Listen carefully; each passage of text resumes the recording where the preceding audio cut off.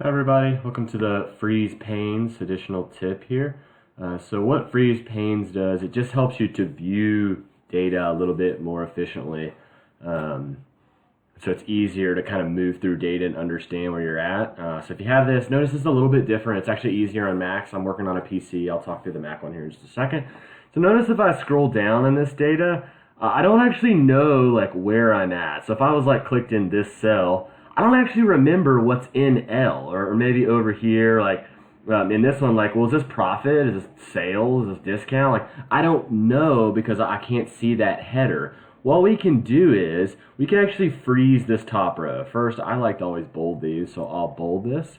And then if you go to the view section, you should see on a Mac, I think you already have the freeze top row up here, but on a PC you have to drop down and click here, and there's three options. Let's go through all three. So the easy one is to freeze the top row. So first off, make sure you can see whatever you want frozen, because if you're in the middle of the day's end, you do freeze top row, it's going to freeze whatever the top row that you're looking at is. So I always go to the top and I'll do freeze top row. And now if I scroll down, notice that those headers stay there. So I know even if I'm down in thousands observations, I know I'm in the sales column or the quantity or discount or profit, something like that.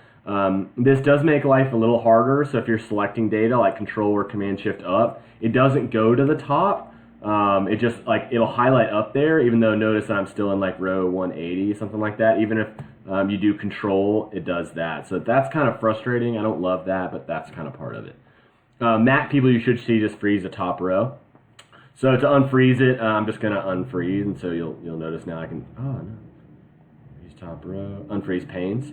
Let's look at the other options. So you can freeze also the first column. So again, whichever one you're looking at. So if you want row, let's see, maybe I'll do this. I'll freeze, I'll go over and I'll look at state here. Oop. And I'll do freeze panes, freeze first column.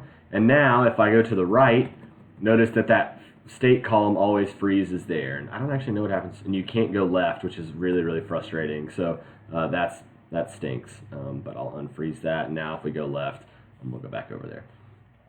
And the last one is, so it's called freeze panes. It's going to freeze, kind of like the picture indicates, everything above and to the left of wherever your cursor is. So if I wanted to freeze both the first column and the first row, I would click right here. And so then it's going to freeze everything above and to the left. So let's do it. Let's do freeze panes, freeze panes. And now I know if I scroll down, the header stays. And then if I scroll to the left, right, the row ID stays, which is super, super useful. So we keep them both.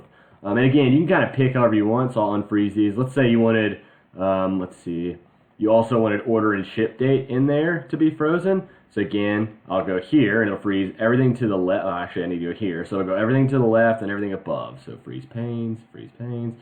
And now I'll scroll down, we'll scroll to the right, and you'll see everything is frozen. So super useful. A nice, easy way to go through your data and kind of understand where you're at without kind of getting lost.